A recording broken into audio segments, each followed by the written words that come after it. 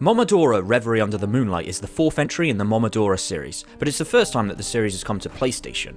It's a prequel set 400 years before the events of Momodora 1, and is actually a game that's hard to find much to fault with.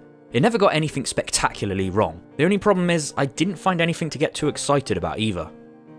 You play as Kaho, a priestess armed with a bow and a leaf, yep that's right, her melee weapon is a leaf, who is tasked with travelling across the lands to rid the world of an evil curse. This quest leads her to the city of Karst, where she learns that the Queen of Karst is infected, and the only way to end the curse is to kill the Queen. It's a short game, probably only taking you a few hours to complete.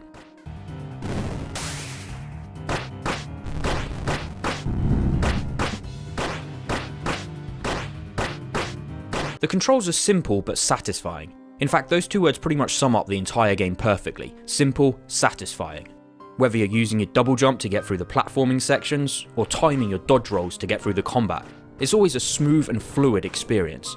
Enemies hit hard, but with clearly telegraphed attacks, I found it to be quite an easy experience, even on hard mode. Insane mode may be pushing it a bit, but hard was okay. Eventually you pick up some new moves in a very metroidvania kind of way, which lets you access new parts of the world map and encourage you to backtrack to find additional secrets. It was always kept obvious where to go next, and I never found myself getting stuck. The settings had a real Bloodborne vibe to them.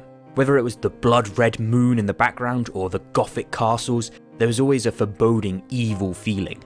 The lands have been filled with a curse which sent people either running inside in fear or brought out the brave to try and slay the darkness.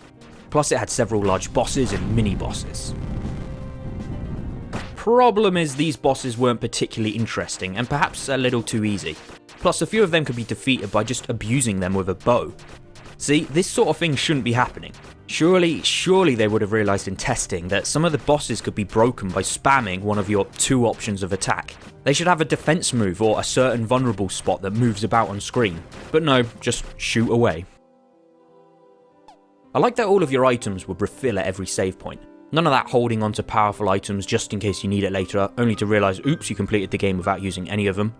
By having all of your items replenished regularly, encourage you to use them, and with the various passive and active item slots, the game allowed a bit of customization to the way you wanted to play.